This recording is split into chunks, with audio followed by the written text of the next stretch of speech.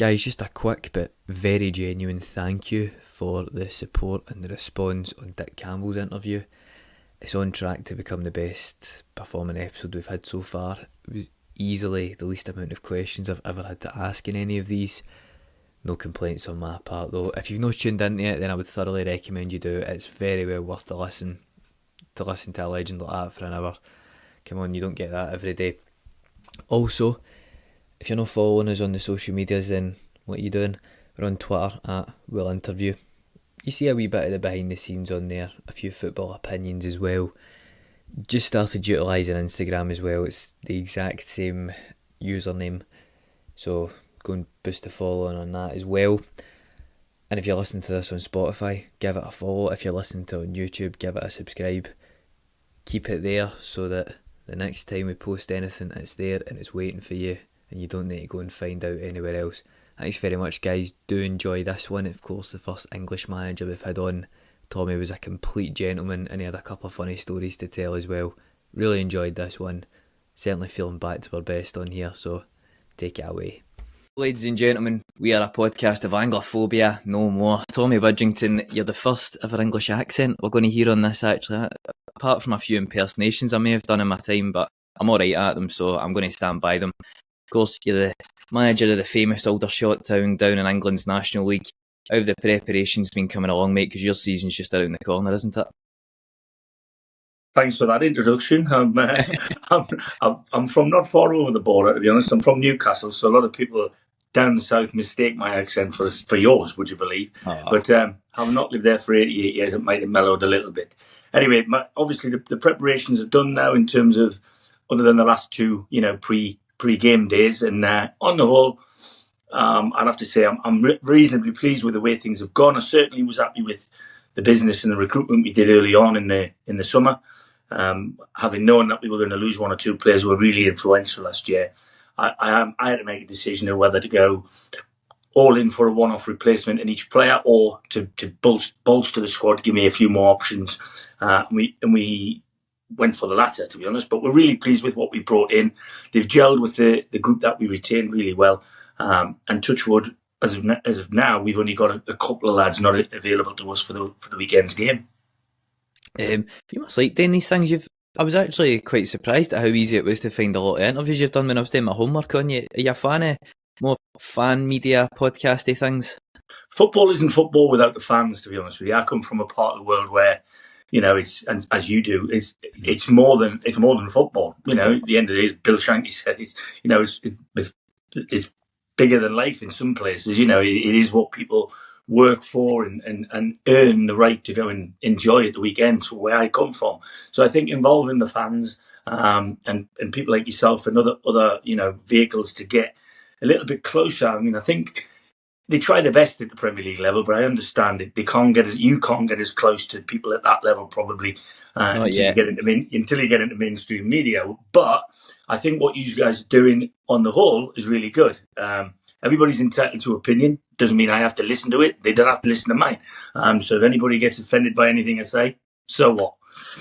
That's all right. Well, ultimately, that's one of the things I've really realised doing this. Of course, we mainly specialise in Scottish football, let's say, but I like to mix it up every now and then and have guys from elsewhere. I mean, we've had a basketball coach from Canada on, right? That really shows you. And from Vancouver as well, so the other side of Canada, right? We like to do different things and mix it up.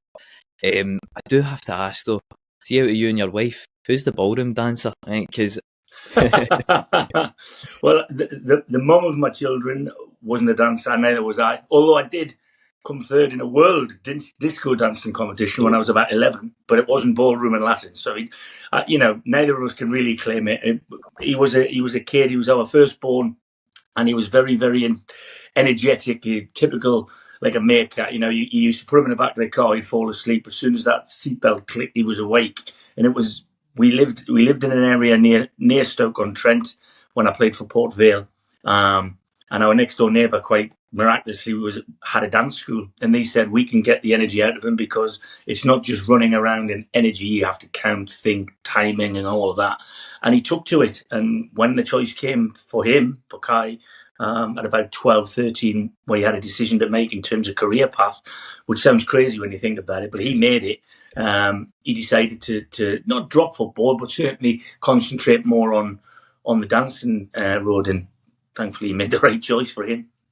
I can't say I don't keep up to Strictly, I don't put Twitter notifications on for it or anything like that, but it's something that if it's on, I actually think, it was alright there. But anyway, Tommy, we like to keep it nice and easy for the guests. We like to go nice and chronologically, so as I always like to ask, take us back to the start, take us back to the upbringing, where you come from. You went through where you come from. What's your kind of footballing history in your young ages, and what led you up to a pretty alright deal when you were a teenager? Well, I mean, like I mentioned when you introed me, I come from a part of the world back then, and it's probably not dissimilar to a lot of youngsters, is football is your escape from the mundane of school when you're a kid. On the horizon is always what you're going to do when you finish school. And I know when I went to see my careers officer when I was 12 or 13, I said, I'm going to be a professional footballer. Of course, the lady back then just sort of smiled at me, as the previous 10 fellas had said the same thing. And probably there was one or two of us going to do it. So I got the same forms back as everybody else, the forms in case I didn't become a footballer, that I knew where to join the army and the navy, or I could go down a pick back then. So, I always classed myself as very fortunate in terms of I was in the right place at the right time. But I moved to school to be in that place. I lived north of Newcastle, in South Northumberland, and I played for that as a district. But I was introduced to the regional football back then by a fella called Jack Hickson, and both these guys have passed on now. And George Elliott, who's actually Robbie Elliott's dad, who used to play for Newcastle, and they both explained to me by playing and representing the city of Newcastle for my school would put me much more in the front line for the national scouts all over the place. And I took their advice when I was 13 and moved school, and I ended up getting buses, planes, trains and automobiles to school every day because I lived on the other side of the city. But it was the best thing I did, because very quickly I was offered trials at different places, but I plumbed for Southampton, and I was fortunate enough to keep my arm in there, if you like, along with a few other lads from the northeast at the time, and got offered an apprenticeship at 16. So off I went. About 3 days after my last exam, I was off to Southampton, and I never went back and lived in Newcastle. I did my 2 years apprenticeship. I was then given a professional deal, and I ended up staying a further 5 or 6 seasons. Played about just short of 100 appearances in the top flight, which is between the First Division and the Premier League, for Ian Bradford, Chris Nichol, Dave Merrington, Alan Ball. Had some really good managers. And then Graham Souness come in, and I don't think Graham was in total charge of who was coming in and out, but I was looking back, I wish I'd have stayed a little longer, because I think me and him would have gone on really well. But I didn't, and I moved on, and my career is there for people to see there from then on in terms of playing. I went all around the country, played 100 games at every level of the game at least, and then went into coaching and management, finding myself ultimately here. Aye.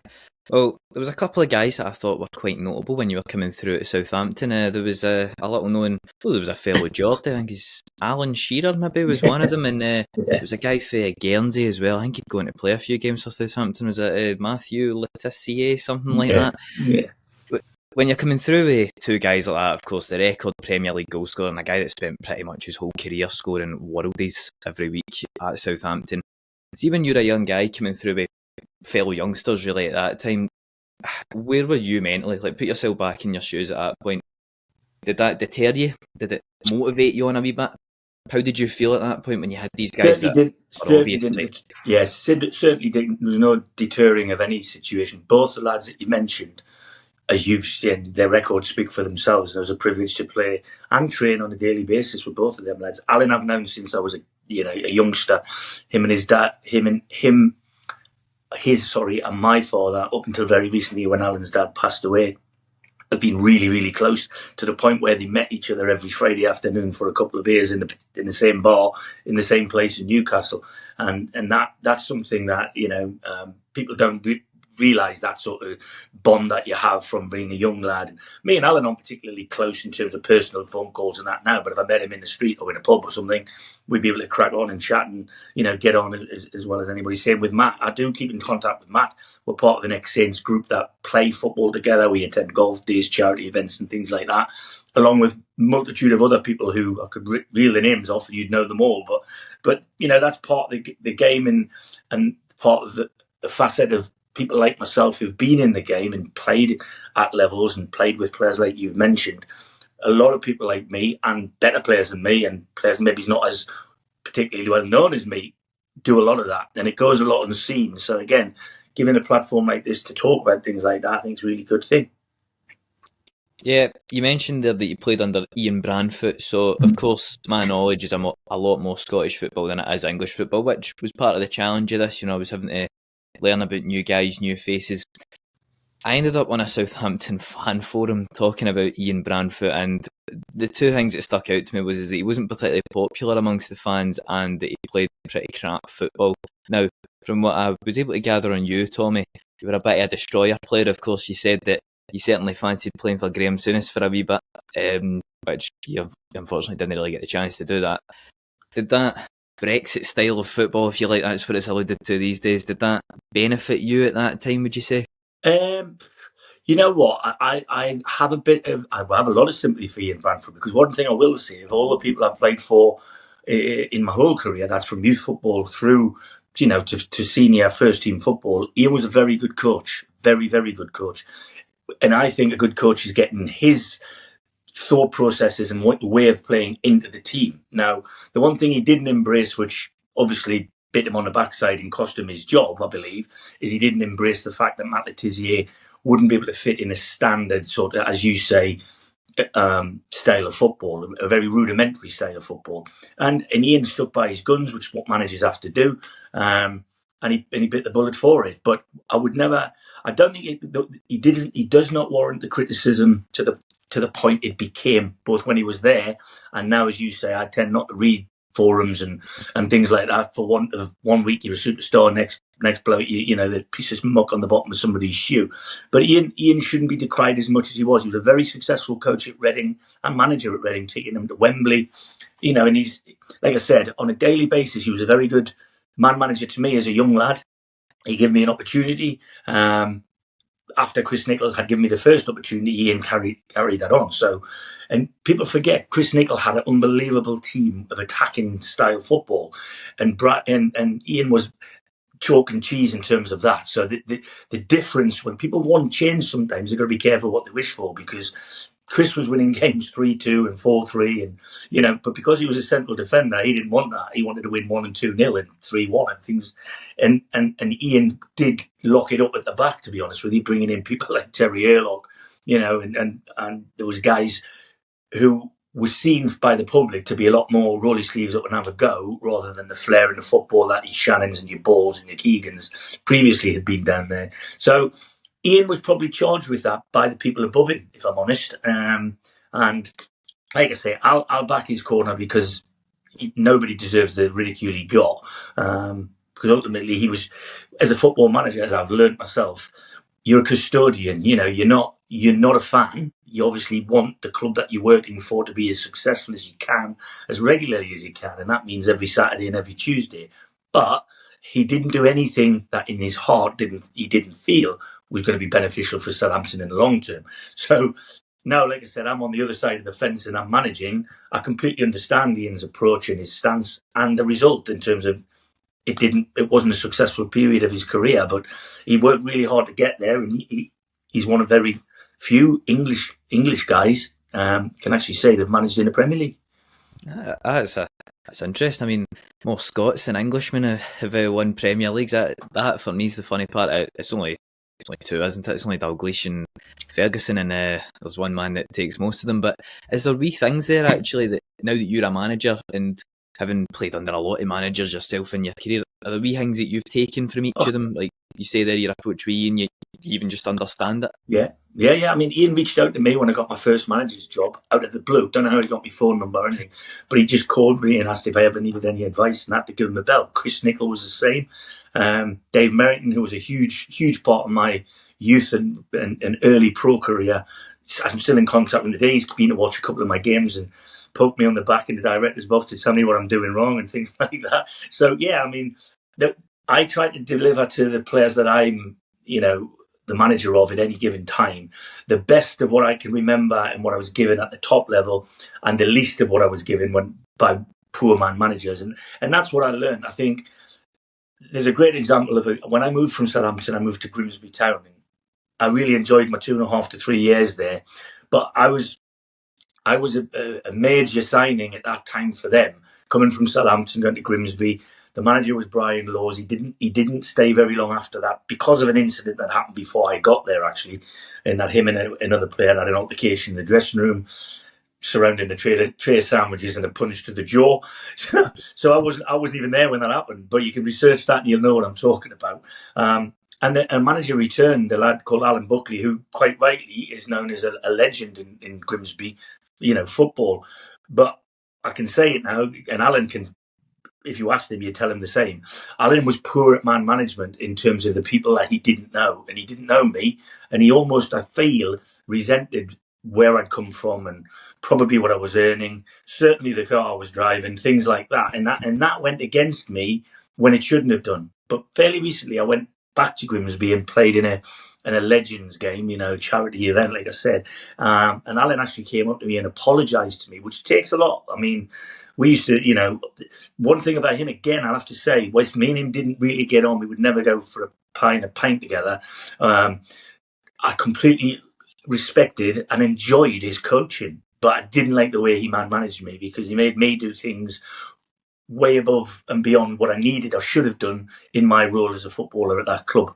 And he demanded more of me than most people. So, I learned how not to manage people through that experience. And funny enough, you talk about the Anglo-Scottish thing going on. I nearly came playing Scotland a couple of times. Jim Jeffries was the manager of Hearts. Not long after Alan Buckley returned to Grimsby from West Brom. I'd only been at Grimsby about 6 months after a big move, really, from Southampton. And I nearly came up to play for Hearts for a decent amount of money in terms of the fee. I know that. But again, Alan allowed me to talk and then put a block on the move. So I didn't get to go in the end, but I nearly did. I nearly got up there. I mean, Hearts are very much the best of the rest up here. However, we have only just started the season. We're only week 1 in. However, I think this season, by the way, if Hearts are going to get a wee bit of money, because Anne Budge, the owner, she's been saying about investment, she is all open to it. I think if they're going to get money, I think now is the year, because Celtic's starting to pull away and Rangers are not looking great at the moment, which I think regular viewers of this show know that I have no objections to. However, I want to ask you actually about that familiarity, because I had the legend that is Dick Campbell on my podcast. He's a Scottish football cult hero, great character. He always speaks about his Arbroath team. So Arbroath nearly qualified for the Premiership 2 years ago it was. They were beaten by Kilmarnock on the last day, and Arbroath would have been a part-time club in the Premiership, would have been unbelievable. And he's always able to rhyme off the original boys that he signed at 22, 23 are still with him in the late 20s, and ultimately he puts a lot of his success down to the fact that he's familiar with these guys and he's been able to develop these guys in the way that he wants. So I want to ask, how important then is familiarity with football players and squads and teams? It helps, I think. I mean, it depends at what age you get them, and then you retain them, and then you keep them, or you revisit. I mean, because of my most recent history in football, whilst I was managing at Eastbourne Borough and Hemel and what have you, I was always hugely into the recruitment side of things. And I worked for Huddersfield Town for about 7 years under many people, but the most influential being a Scotsman, funny enough, Ross Wilson, who's now the head of football operations or director of football, I believe, at Nottingham Forest. He was at Rangers as well. That's right. That's Ross. Yeah. I mean, when he was at Rangers, I spoke to him a lot because I became the director of football at Bristol Rovers in about 2018. And again, Ross was somebody I lent on a lot, and he introduced me to a lot of people that I probably wouldn't have known in the circles that I was moving from being a player coach then into recruitment. But I loved that part. I still do love that part of the game. And the fact that I worked for Ross at Huddersfield for many, many years, covering the whole south coast from sort of Ipswich to Plymouth, and anywhere in lane or down below that, all of the under-23s, which down here, if you're in an under-23 team, you're usually between 16 and 19. So I got an unbelievable knowledge of them lads 5, 6, 7 years ago. Now, all them lads have either gone through and become people like Rhys James and that lot, or they've come to a ceiling at their club that they were at a Premier League, AAA academy, or EPP academy, and they haven't managed to push through the ceiling, so they've had to come out of football. Now, my knowledge of them as a youngster and my continuation, because I'm just football freaky, I've followed them lads, I've followed them lads to wherever they've gone, and quite remarkably, I've probably got about 6 or 7 at Aldershot Town. And now these lads are 23, 24, 25. It's their time in my eyes. They're good enough footballers to have been in a Chelsea or a Tottenham or a Liverpool or Manchester United when they were from children, I'm on about really small, to teenagers and possibly to 20. Now, I understand not everybody can get through, but I just don't like the way they're sort of discarded a lot of the time. And it's a big drop-off. It's a huge drop-off. We've got players at Aldershot Town like Dejan Tetek and Josh Barrett, who were absolutely phenomenal at 17, 18 and were pushing into first team, regular football in the Championship and Premier Leagues. And all of a sudden, they're not there. And where do they go from there? And I like to think I don't give charity out in terms of it's my job, my neck's on the line. But if I think they're good enough, I don't think they lose it like that because they don't play for a Tottenham or, and I like giving people platforms because I do believe there's enough talent out there. If they're given the opportunity, they have to buy in, by the way. They have to, work on what probably got them where they were, and sort of work against why they fell out. So because of my knowledge of them historically, they sort of freaked a little bit when I explained to them, but I've known you since you were 16 or I've known you since you were 17, 18. They look at me like I'm a bit crazy, but then I explain why. And touch wood, it's rubbed off quite a lot. And we've had a lot of success with recruitment like that. And of course, I moved around from Coventry to Bristol Rovers. And of course, them lads were moving at similar stages. And both Coventry at the time and Bristol Rovers were at lower EFL levels. So people like Josh Barrett and them sort of guys look like they followed me around a bit, but it's nothing to do with me liking them as a person. It's looking at their skill set as a footballer and thinking, he would fit where I am right now. Why not introduce him there? But unless I'm the manager, I didn't pick the team. I just provided the tools. So, I often get asked that question about familiarity. I mean, obviously, I've got one player at my club with the same name as me. And people say, "Oh, it's daddy's boy," and nepotism. Trust me, he gets a rawer deal than anybody in terms of daily, But we don't talk to each other as a father and a son at work. It doesn't happen. In fact, we don't even speak as father and son very often through the week. But I think he's at a stage where I don't have to justify it anymore. Ask the players who he plays with, ask the coaching staff, ask the fans, and they'll tell you whether he should be there or should not be there. Sorry, I know that pain. My dad's an English teacher, and English was my star subject in school, and everybody always thought he was slipping me the exam paper. And like when I was coming back with 18 out of 20 and things like that, they were like, "You sure he's not helping you out here?" And I'm like, "Listen, he probably marks me more harsh than he does you." Well, he doesn't really have to because I was good at it. But on the basis that we've now brought up Ross Wilson, and of course because we mainly specialise in Scottish football, we may have some Rangers fans watching. Yeah, I've got to ask about him because I think at the start, and of course they got to the Europa League final, which was, that gives me EBGBs even thinking about it, but it was a great end. Everybody was very happy with the recruitment he was bringing in. He was getting guys for dirt cheap, but then when he left, it was starting to go a bit sour because these guys weren't really kicking on, and he'd signed a few duds. I've just got to ask about him as a guy, and ultimately his methods and what you took from him. Top fella, top guy. Like I said, I was a player. Ross wasn't. He was a young guy, and he got his move from Falkirk to Watford, and then he went to Huddersfield. So he moved very quickly on the upward trajectory because he was delivering in terms of recruitment. He had a real process, you know, a 5-step process, which I've watered down with the level that I'm at, but I still use the methods that I discussed and was introduced to by Ross. And listen, football is a circular thing, you know, whether it's Rangers and Celtic, whether it's Hearts and Hibs, whether it's Newcastle and Sunderland. If 12 o'clock's the peak, and that's when you're at your A game, you're winning the league up there, or you're above Newcastle or above Sunderland, or vice versa down here, and then that happens. You know, you go round that clock. Managers usually get the tin tack at 6 o'clock when it's really down there, and it's, you know, whatever's perceived to be your victory, you're miles away from it. So the manager would go, but then the recruitment gets looked at. On the flip side of that, when it's really going well and you're winning every week, up until recently, when the technical director role or the head of recruitment role wasn't really known, he never got mentioned. He was just a chief scout. He was the old Scotsman with a flat cap and a rain jacket on, and on the side of a young, you know, football match, peeing down with rain with no umbrella. And then people are still very important in recruitment to me. Not a lot of teams, but you'll read that many teams now go down purely the data driven route for recruitment, which is fine if the parameters don't change game to game, but they do. The opposition changes, the weather changes, the environment changes, everything changes. Whereas in baseball or American football, it's a set play game. Everything's the same every time you face the ball with the bat.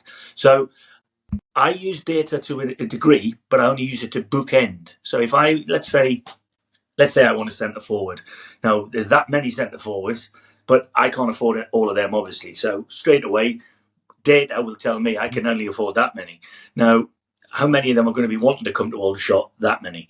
So every now and again, the data will become so acute that I can either go and watch them myself, or certainly send out my head of recruitment. He can send out his scouts, and we can get general, you know, live eyes on current targets.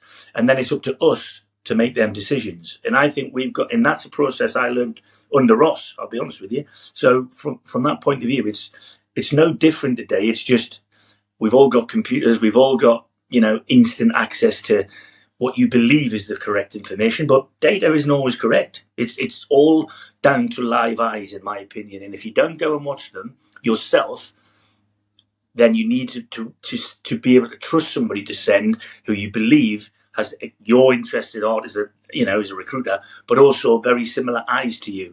And by that I mean he needs to know what you want out of that player. Like when I talk to people about players, you'll get this. Do we say to them, right? And I'm going to use an ex-Celtic player and an ex-Rangers player to give you this, okay? So if you wanted a player like Danny McGrain, right, you would look like for something like that. And I'll use, on the flip side of that, bless him, the right back. Oh God, the lad who's there now, the skipper. What's he called? Tavernier. Aye, James Tavernier. Aye. Who flies and flies and flies, and I don't think he's a brilliant defender, but he's that. So for me, the data of them two guys will be brilliant for their different roles, like Stuart Pearce and Ashley Cole. But you know, you have to. I always use the analogy to my scouting department, or anybody who talks to me about football. If I ask for a black cup of coffee, don't bring me a white cup of tea with 2 sugars, because it doesn't taste the same. I don't want that. And I think that we've got to get back to that, because ultimately football is human. We're making it too computerized and too robotic and all of that. Don't get me started on the VAR and all of that. Like, it's not my cup of tea, you see. Oh yeah, listen, you know what? I talk to a Scottish football fan about VAR either, man. Whoa. But I find that pretty interesting, though. You know, qualitative and quantitative data. You know, the stats is nothing without its context, ultimately. But I've got to ask as well, though. During your career, I'm right in saying that you've got 2 medals for what is now the Bristol something Cup? What was the Johnston Paint Trophy? The Lower League Challenge Cup. Oh yeah, it's the League Cup for the bottom 2 divisions. Yeah, but you didn't actually play in either of the finals, did you? Injury. Is that something that you look back on and you think, oh, I'm gutted I never got to play in the finals? Or do you think, you know what, I had no chance to influence that game and I've got my 2 medals and I'm going to just... I'm not I'm not one to be hanging medals in my house, to be honest with you. So from that point of view, I don't even know where they are. They're here somewhere, but I don't know where they are. But it doesn't stop the memories of both journeys. To be fair, you miss the fact that I missed 2 games at Wembley within 3 weeks of each other because we won the I think it was called the Johnson's Paint Trophy back then, or the LDV Trophy, whatever.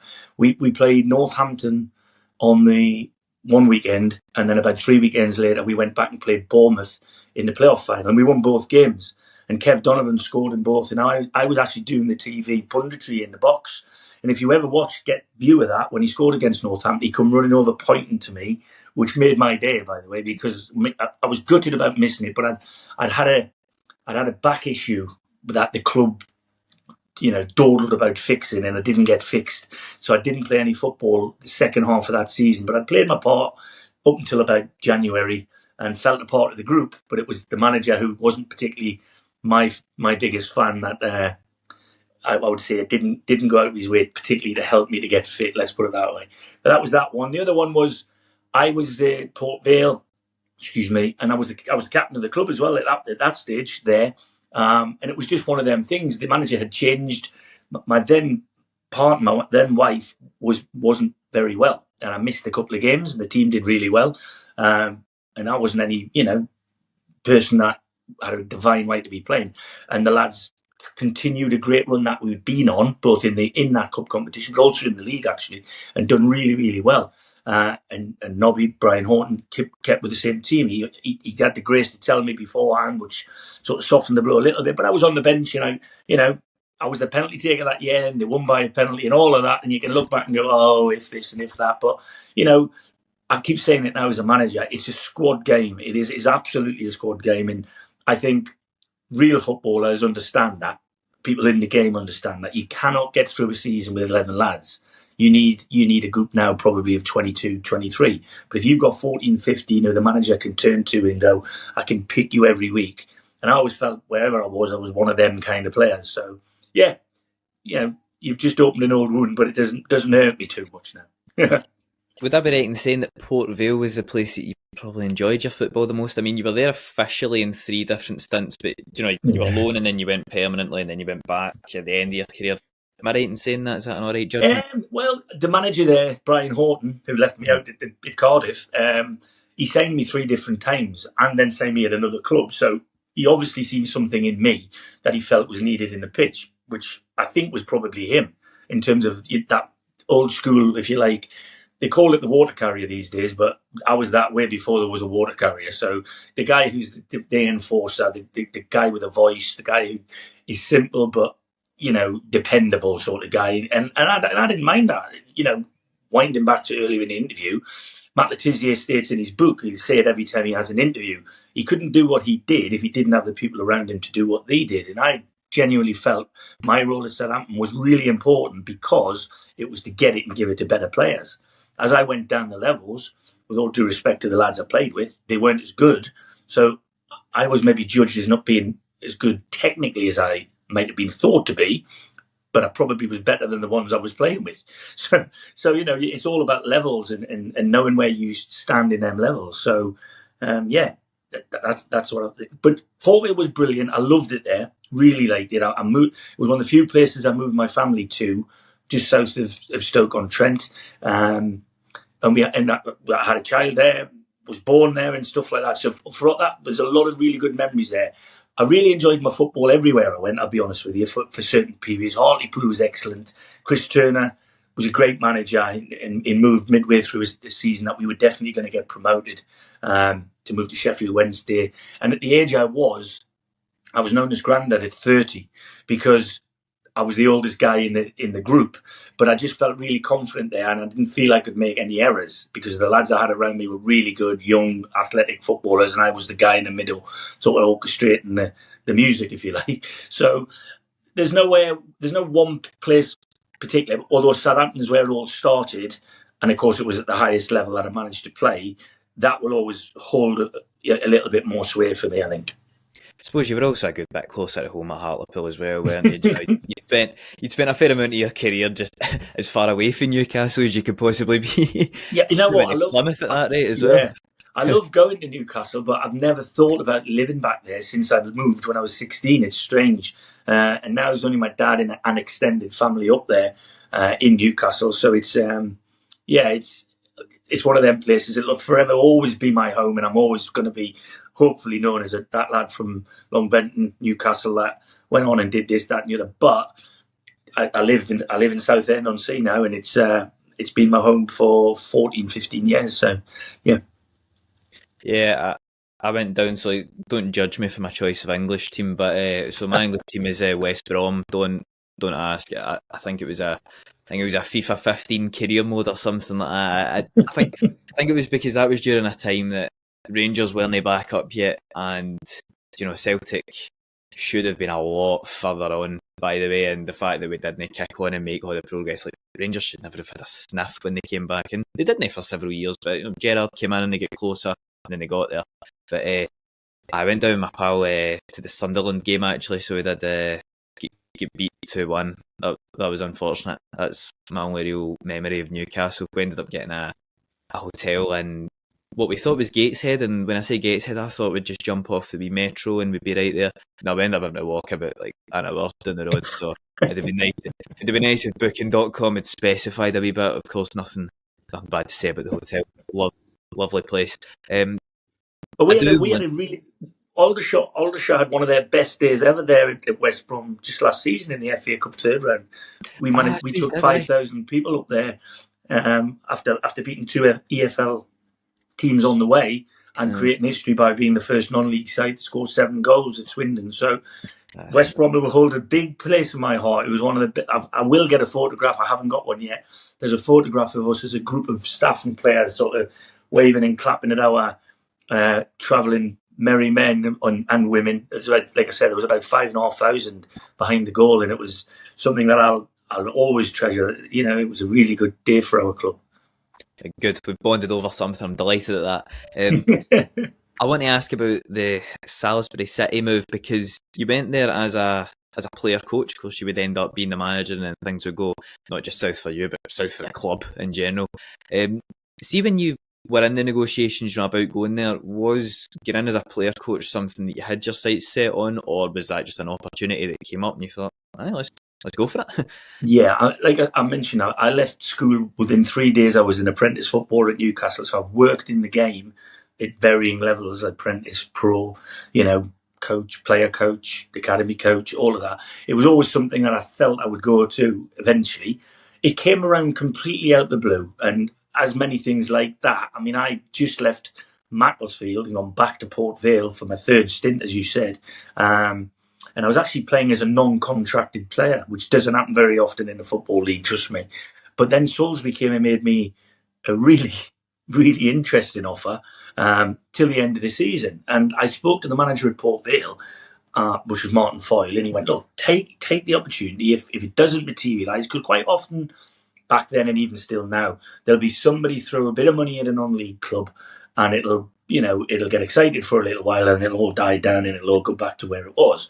And that's really what happened, but over a lengthier period of time. So I went there and they made it worth my while. I have to say that. They made it worth my while, but then I felt that I delivered what they asked for.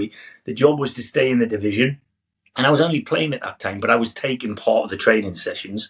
The next season I became the player coach, and a season in which we got promoted, actually. We won the league by about 19 points, the Southern League, and we went into the National South. And then we went through that via the playoffs. So we had a really successful couple of seasons, and I was really happy. Nick Holmes was my head guy at the club. He was in charge, but I was running the day-to-day football stuff. We changed to being a full-time team. And like I said, as is often the case in many of the clubs, even bigger clubs than in Salisbury now, and I'm pleased to see they're back on the upward trajectory. But money started becoming more difficult, and I didn't know what was going on the business side of it. It wasn't my job, but the football team did brilliantly in my last season there, and I actually got offered the job as assistant manager at Southend. So while you said it really went downhill for both, it didn't for me. I'd actually just signed a 5-year contract. It's Salisbury, would you believe? But I left for a lesser package because I was under the understanding that they were going to be demoted to divisions, which all the work we'd done on the football side of it, it's not the football operations decision about how much money is spent, and it's not their problem if the financial regularities are not being kept up to speed. That's not the football manager's job. That's the administration side of the club. So whilst I knew it was going to happen, and I had the opportunity to leave, I spoke to the then hierarchy at Salisbury City Football Club, and they let me go. And I went to Southend for Paul Sturrock's, to be Paul Sturrock's assistant. So I went on, and Salisbury went down, and I actually recommended Darrell Clark and Mikey Harris step into the managerial position, which they did a great job of rejuvenating that club after a real body blow of being relegated 2 divisions, and they actually jumped up 2 divisions quite quickly. And Darrell's gone on to do what Darrell's done. Everybody knows the history with him. So, yeah, it was disappointing to see them go backwards. But at the time I was there, I really, really enjoyed that. And it gave me a real understanding of that gap between professional football and non-league football, but then making the transition, because we had Salisbury running as a professional club by the time I left. And I genuinely really enjoyed my time there, met some great people, worked with some fantastic players who went on to have really, really good careers, like Matt Tubbs, ended up getting bought for £800,000 of Bournemouth from Crawley. I had Liam Feeney, who went around the country playing for Blackburn, Bolton, Blackpool, and I'm like, wow, we did some real good stuff there. And I think the people who were there then can look forward to now, and when they're back on the upward, trajectory, as I said, under a player actually that I signed, a lad called Brian Dutton. I'm really pleased to see they're doing well. I read about your Graham Souness bust up at Rushden Diamonds, actually, another club that went south. I couldn't piece it together. Like one thing was saying one thing, and the other. Going to just clear that one up for us. Like, what happened? Right. What happened was Salisbury City had been promoted to the top tier of the National League, which was this division I'm in now with Aldershot at the top end. And Rushden Diamonds had been there a couple of years, but they were tipped highly to go up. There was a lot of money. The Dr. Martin's guy was behind them at the time. Their manager was a bit brash, a bit, I don't know how to put it. But he was well known in the game, in the non-league game. And I was not well known in the non-league game because I hadn't played in that much non-league football until I went. Well, I hadn't played any until I went to Salisbury. So I came in from there, and he'd come up the way. So, cut a long story short, at Salisbury there was about 6 steps down to the dugout from the tunnel, and I used to stand in the dugout. I would, but the opposition manager, he was in the stairs up there. And quite weirdly, you'll know the guy I'm talking about here, because a scuffle happened on the pitch. It was 0-0. And a scuffle happened on the pitch where my midfielder tackled their midfielder. Their midfielder was a lad called Curtis Woodhouse, who went on to be a British boxing champion, by the way. Right? Oh, him who played for Sheffield United. Yeah, Curtis Woodhouse. And my lad was called Michael Fowler, Welsh lad, big fella, game as a badger, good footballer. But they had a clash. And Curtis punched my lad. Okay? So the referee went over and gave Curtis a red card and my lad a yellow card. And their manager come flying down the thing and was like nose to nose with me, going, that's a disgrace, da-da-da-da-da. Like, just ranting off a little bit. And I said, Gary, look, I'm not the referee, mate. I'd have sent him off for the tackle, but you can't have the lad punch him. I said, so I've got no, I was just that, dismissed it, really.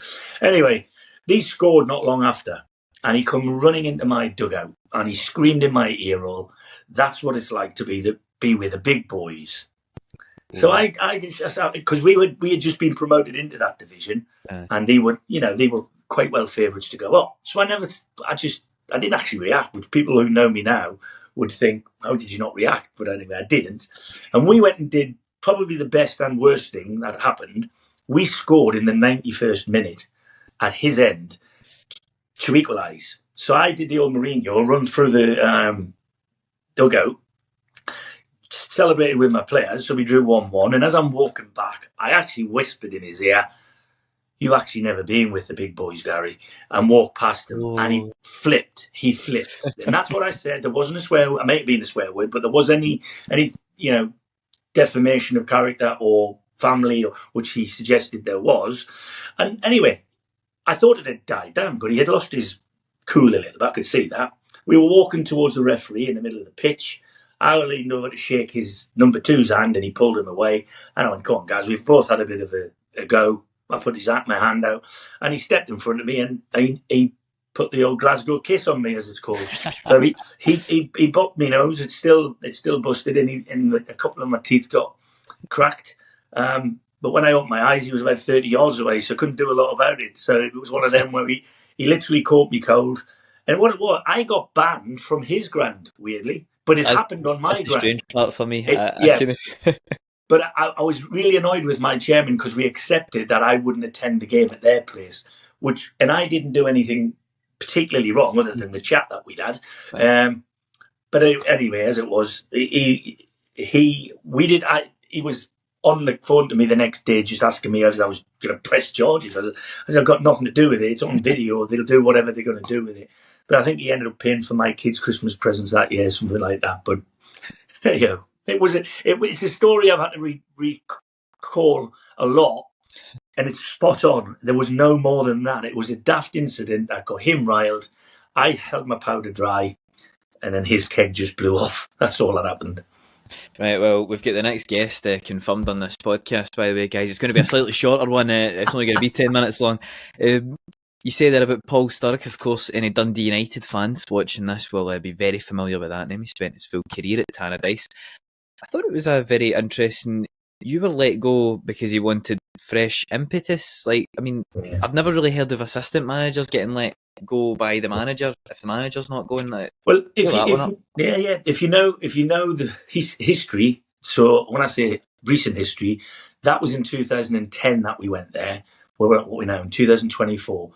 I'd say that's recent history, but even beyond then, if you look at how that football club has been run up until very recently, when it's been taken over in the last couple of weeks, you'll find out it's always been a financial issue that things happen. I got called in. We'd had a decent start to the season. Paul and I were getting on ever so well as a partnership. And he pulled me into the training ground. He went, "One of us have got to go."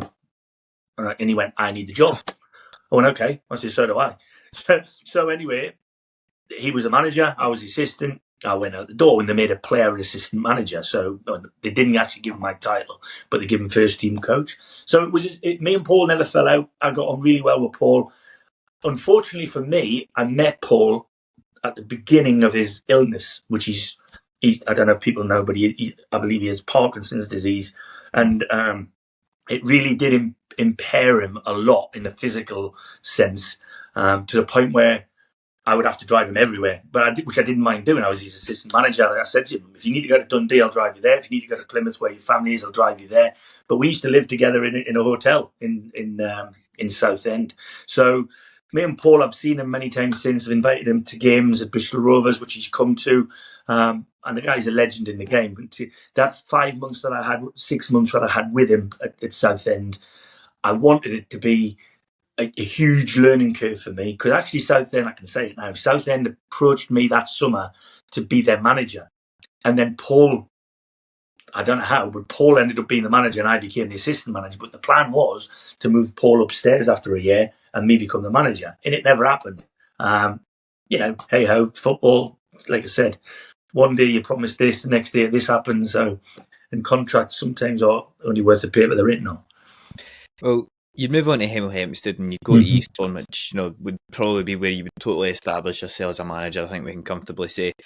I'm very interested though, when you stepped into your new role, your new challenge at Coventry, you would go into then assume a very similar role at Bristol Rovers. What made you step into just a new role altogether, out with the dugout? Well, like I say, it sounds, because you're looking at, this is your data you're looking at, your stats. You're looking at the stats. That's why we're here. From the moment I left Southend in 2010, I was working for Huddersfield Town. Lee Clark was the manager. I went to school with Lee Clark and I started scouting for Huddersfield. Lee moved on, but I stayed at Huddersfield. And then I became under the tenure of Ross Wilson. So my recruitment career, basically, really, it started even when I was playing, because I started going watching games for Macclesfield Town's manager John Askey and for Port Vale's manager Martin Foy when I was still playing. They asked my opinion of players at local football. So I used to go scouting then, but I got really into it. And because I didn't have the manager's job for a period before I took the Hemel Hempstead job after Eastbourne. After Southend. I took the Hemel job in October. So for that 8 months, I really immersed myself in the recruitment side of things. And when I got the Hemel job, it was a part-time thing. So I worked the two together. And then when I got the Eastbourne job originally, that was also a part-time job. So again, I worked the two alongside each other. And even when we turned to a full-time club at Eastbourne, I could still go out on the Monday afternoon or the Tuesday evening if we didn't have a game to watch games for Ross at Huddersfield. So I really got stuck into that. And out of the blue, and I mean this, out of the blue, Mark Robbins had been a manager at Huddersfield for a period that I was a scout there. And he was the Coventry City manager. He just returned to Coventry for his second stint. And out of the blue, he contacted me, as you did, on LinkedIn, would you believe? And he said to me, Tom, I'd love to have a chat with you. Here's my number, blah, blah, blah. So I rang him. He said, would you come up to the training ground? I've got a proposal for you. I was like, oh. So I went up there and had a chat with him. And he went, look, I think Tony Mowbray and Mark Venus had just left Cov. And he basically said, look, there is nothing in place here as a recruitment strategy process, whatever you want to call it. Not because the lads didn't have one. It's just they didn't leave anybody there that was in a position to take it off. So he said, I want to, can you remember what we did there? Do you want to head it up? I want you to head it up. I want you to set it up. So actually in 2017 or 16, 17, I think it was, I actually implemented Coventry's new scouting system, which I believe is still in place. It's just different people running it. So I was really proud of the fact that we went there. It was at the time when Luton Town were in League Two after having won the National League. And we went head to head with Luton all the way up through the season. It was a really good battle. And they got promoted. We ended up going into the playoffs and winning on the playoffs against Exeter City. But I had agreed to go to Bristol Rovers about a month before because, as many people will tell you, in football, I mentioned Darrell Clark and that I had given him the opportunity at Salisbury City. He was now at Bristol Rovers and he wanted somebody to put a scouting system in at Bristol Rovers where there was not. So I felt not a duty, but I certainly, the fact that I know Darrell very, very well and I played with him, I signed him as a player, and then I give him a little bit of a lift up as a manager in his early career, I just felt it was a right fit. Looking back, Darrell had already been at Bristol and done fantastically well, and his tenure was coming towards an end. And it was very difficult for me and him privately when it happened that he left the club, because he brought me to the club. But as was the case, and I ended up staying there, 3 or 4 years, the recruitment outlives the manager if it's done correctly, and if it's done the way the club want it, which I felt I was doing. So, yeah, that's how my sort of gargantuan change from managing at Eastbourne to being the head of recruitment at Coventry came about. And whilst I was at Coventry, again, because of my Ross Wilson influence, and I had a Scottish scout based in Edinburgh called Davy Watson, who again, unfortunately, just recently passed away and was an excellent scout, by the way. Especially if he was a Scottish guy, they were brilliant. I never ever sent him to watch I never ever sent him to watch a poor Scottish player. I'm telling you, they were all brilliant. But he had a great eye, Davy, and I used to come to Scotland at least once every 6 weeks for a full weekend. So I'd come up on a Friday, watch a game Friday night, game Saturday, game Sunday, come home on a Monday morning, and we actually sang Gavin Riley from. He's at the Queen. I think he's at Queen of the South now, but he was. I followed. I think he might have been off the top of my head. I might have been a Morton. Anyway, he was somewhere, and I came up and watched them, and I just felt at that time they were in League Two, Bristol Rovers. He was unlucky. He was very unlucky. He got an injury when he first come down, but his time on the pitch and his minutes scored was very good, and his data wasn't bad. But then Bristol Rovers changed manager after manager after manager, and it didn't work for him, so he went back. But yeah, we had a look around a lot of the young Celtic, young Rangers, but a lot of the top end Championship, bottom end of the Premiership for League One and League Two when I was here. Yeah, LinkedIn, man, I'm starting to get quite engrossed in it. Do you know, I replied to somebody's post on it for the first time last night, and I feel like I'm catching the bug for it now. Do you know, I hope not.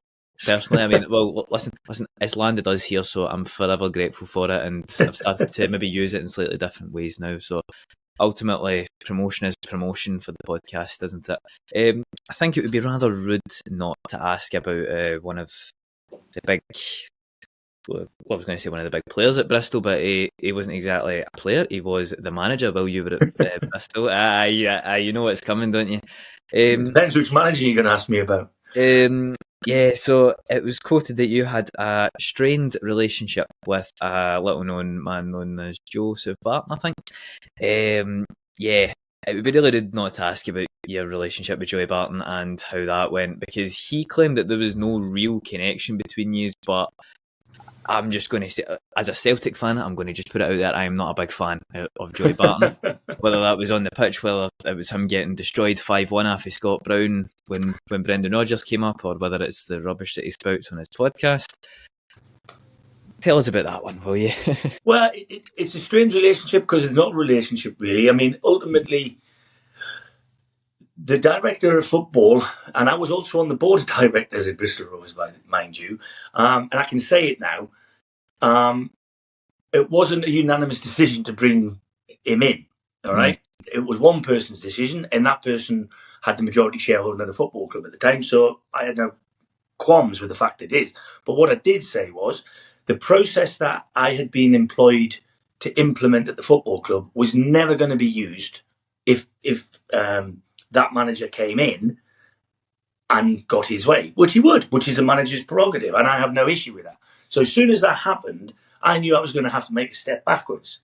And ultimately, I had a choice. I could have sat down and said nothing in the boardroom, gone around and watched football matches every week until Joe left. I could have done that, but I didn't. I chose to leave because what I had done over the last 2 or 3 years, on the behest of the owner, he wanted me to do, get them young, get them in the team, see if we can sell them. That was the model. That's what they wanted, while still being competitive on a Saturday. So that's not the way that the new manager wanted to do it. The new manager got his way. So both can't go on. Now, in Europe, the director of football would win all the time.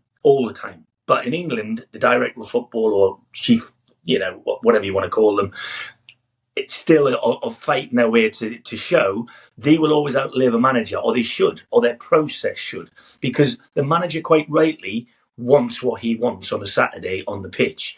Now, to have that, he's got to be totally immersed in the recruitment process, which, by the way, is impossible. There is not enough time in the day for your manager to be your everything. You can't.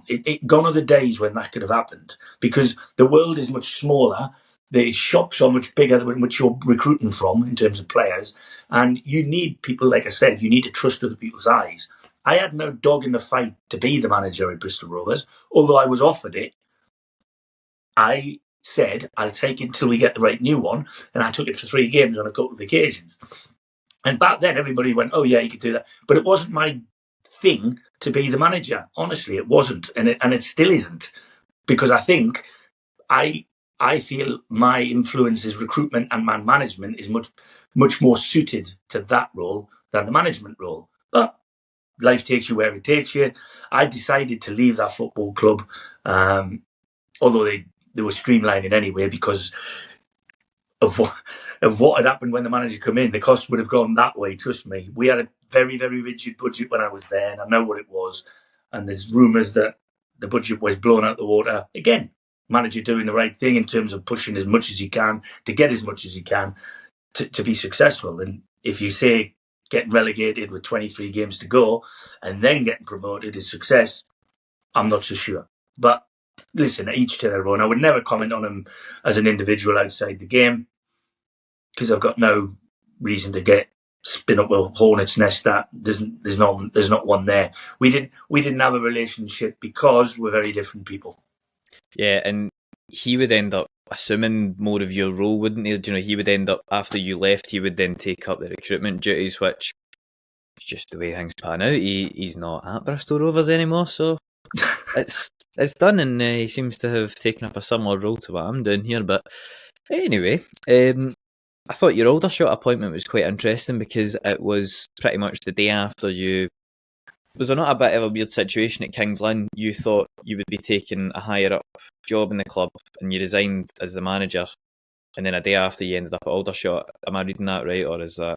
No. There was no other higher up place other than owning the club. There was only one man runs Kings Lynn Football Club when I was there, and therein lay the problem. I've got to be careful what I say because there's still litigation going on about it, would you believe? But I think we're nearing an end of it. But ultimately, I was a manager of that football club, but when I took it over, having left Bristol Rovers, they had 7 points on the 9th of December 2021, I think. We managed to get 35 points, I think it was, by the end of the season, and we missed out by staying in the division by very, very, very short. But the form for that part of the season and the games played, we would have finished 12th in the National League. Yeah. So the next season, in fairness, they backed us as much as they could, or he backed us as much as he could to put a squad together to try and get out of the National North back to the National League. That's why I stayed. It was going quite well until I went and asked for a bit more backing because we were neck and neck, racing for it quite early on. We had a really good start, had an excellent FA Cup run, so I knew that there should have been extra revenue, unplanned for revenue, there to possibly help the budget. But my stock answer was the same. I'm struggling. I can't, I'm struggling to keep the lights on, was the favourite saying. And that when that comes back to a manager, you start thinking, if we're in this situation, I can't say we're top of the league or first and second near enough all the season. It's like, I'm thinking to myself, where can this football club go? And then what transpired, and what people probably don't know, is Aldershot actually approached officially in November, I believe, to talk to me to become their manager. And I wasn't informed of that. Now, whether that's the club that you work for's prerogative or not, personally, I don't think it is. I think you should always explore and I certainly think as a football club you should inform your manager that somebody's rang or emailed or whatever it is, inquired about your services. Because I would do the same to the chairman if someone phoned me about a player, because it's my job. It's my job to say to the chairman, look, someone's been on the phone about Billy Bloggs, they want to make a bid for him. If I didn't do that, he would be really, really annoyed. So anyway, I found out by one way or another, not through Aldershot, I have to say that. I was told by somebody who was employed for Kings Lynn. And so because of that, after the FA Cup run and our defeat to Stevenage, which was in the second round, which was live on TV and what have you, I just pulled the chairman quietly and said, look, I've heard about the approach, to which he was dismayed. And I said I'd like the opportunity to speak to them. So he gave me the permission. Whatever anybody tells you, he gave me the permission to speak to them. And I spoke to the chairman of that club once. And then that was it. And then the next time it came around, something came around. Nothing happened, by the way. I didn't go. They retained the guy who was in the interim position, and they carried on their season. We carried on ours. We won a game at Chorley. I had a phone call from somebody who looks after me, or represents me, to say, would I go? And I just had a meeting to tell me there was no chance that we could push any further financially. And the club was struggling at the time. I had made my mind up that when the opportunity come to leave, I would leave. And so I offered my resignation. And that's what I did. Now, for whatever the legalities of anything else after that, we're still arguing the facts. But I believe there's a light at the end of the tunnel for both of us. And both will move on eventually. I mean, I wish Kings Lynn as a football club and the supporters thereof absolute success. I've got nothing but good things to talk about as my football relationship with everybody there. But it's soured a little bit because of how it's being portrayed to you guys. I don't know what everybody thinks happened, but ultimately I was a guy who was unhappy, not in his day-to-day job. It wasn't that. There was private factors, family-wise, that were also a factor. But ultimately, I genuinely believed I couldn't take the club any further than what I'd taken them. And that was top of a division that we weren't guaranteed winning. And unfortunately, they didn't manage to see it through in the playoffs after I'd left. But I was willing them to do so. Whereas I think some people at that end were willing me not to succeed in keeping Aldershot in the division, which I did. And like I say, the rest of it is history, really. But yeah, let's hope our paths can cross one day. I think it'd be a great atmosphere. Yeah, I've actually been to Kings Lynn, actually, believe it or not. I love it down in Norfolk, so I do. That was a pretty hellish drive. I wasn't the one driving, obviously, but yeah, I can imagine my father would have a much more impassioned view on that one. But you know, at Aldershot, I'd say you haven't really looked back, have you? I think it's been a good wee tenure you've had so far, and surely you can build on that this season. How would you assess your time so far then?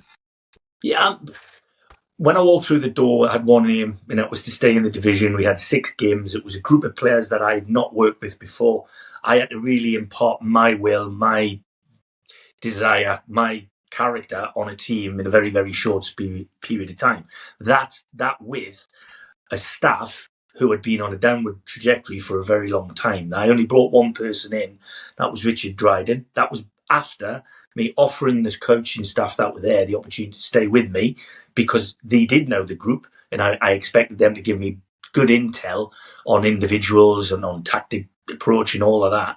But both decided not to stay. So I was left really on my own as a coach, manager, and I brought Richard Dryden, who was out of work, of football work at the time, and lives in Nottingham, actually, where he came down and helped me for the last 6 games, in which we remained undefeated. I think we had 3 wins and 3 draws. So we did what was required. And in the summer, I knew there was going to be a big rebuild.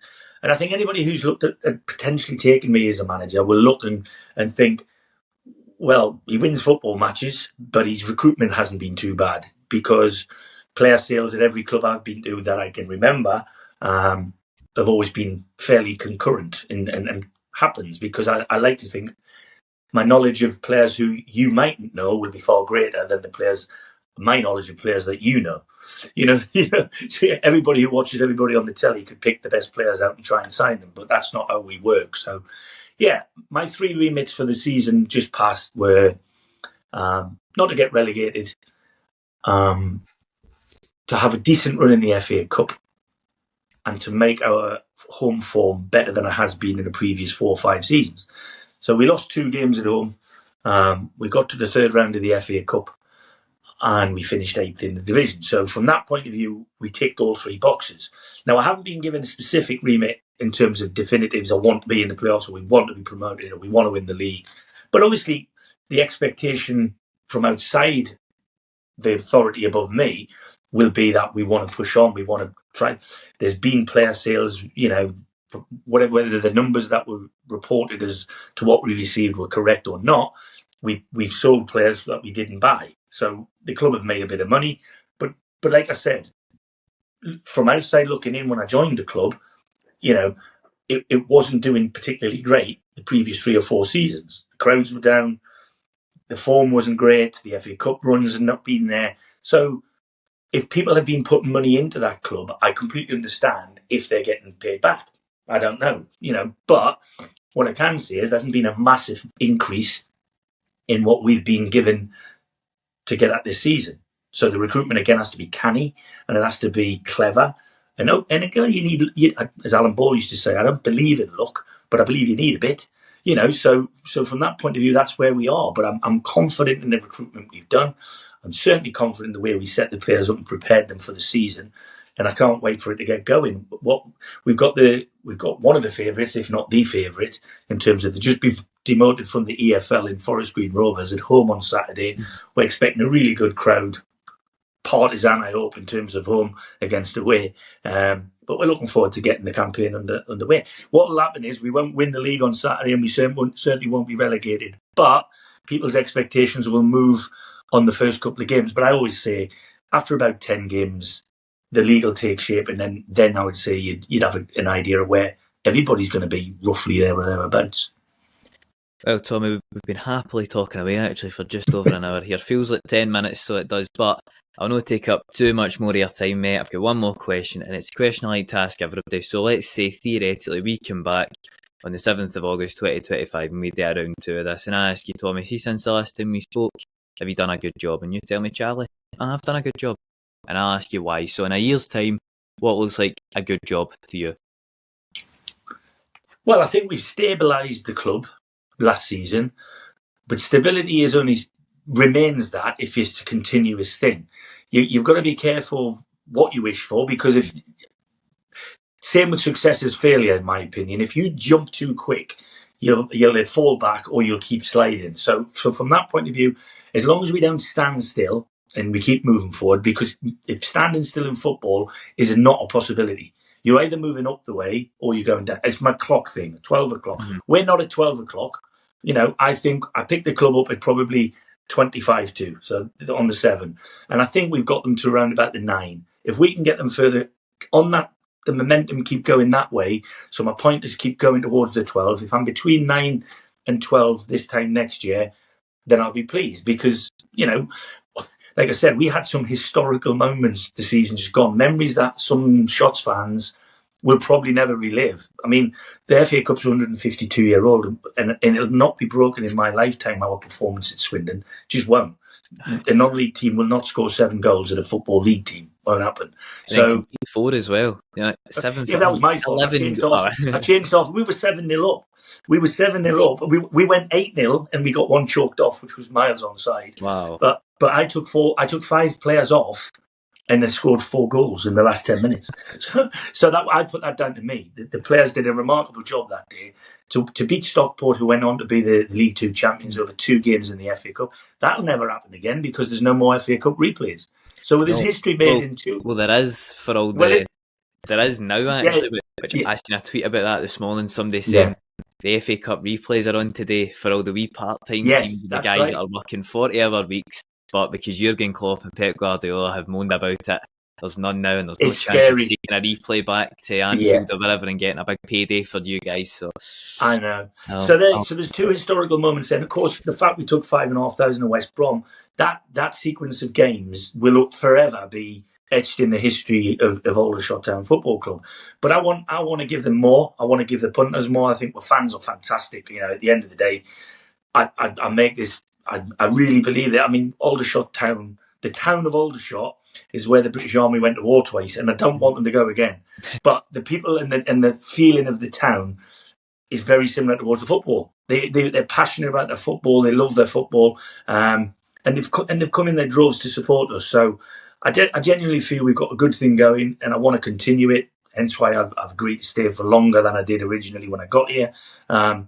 And the group I've got, a really good group to work with. My support staff are excellent. And like I said, I can't wait to get the season started. I can't stand pre-season games. I know it's a necessity, but I didn't like them as a player. Certainly don't like them as a manager, because the only thing that can happen is you can get injuries and you can't do anything about that. But we're ready to go, and time to buckle up and enjoy the ride. Well, I mean, if you've seen any Celtic's pre-season results, actually, I have nothing bad to say about pre-season. 4-0 over DC United, and then was it 4-something over Chelsea, and then 4-something over Man City. Look at that. I don't even remember how many goals were conceded that time, because it was great and it was peak Brendan Rodgers ball. But I love that question because it's a different answer every time. Some guys give you, if we can get this amount of points, I'll be happy. Dick Campbell told me last week, win the league, promotion. And I'm like, right, that's fine, I'll take that. Because my family are actually East Fife, the club that he's at. My dad's side of the family are all them, so I'm like, I'm fine with that. But he told me, it has been an absolute pleasure to have you on, mate. And you'll forever go down in my history as the first English manager to come on. You've made your history at Aldershot, and now you've made your history here. But thankfully, when you've only done about 12 or 13 interviews, you can give somebody a bit of history on everyone. You know, it's, mate, you're the first SPFL manager on and all that. So, one day, well, hopefully, if you're ever an EFL manager, we'd be so proud to have you back on, and you can take a wee double title there. But anyway, mate, it's been a pleasure. I'm sure the Aldershot fans will love to hear this when it's out as well, mate. Really appreciate you. Thanks very much, Sean.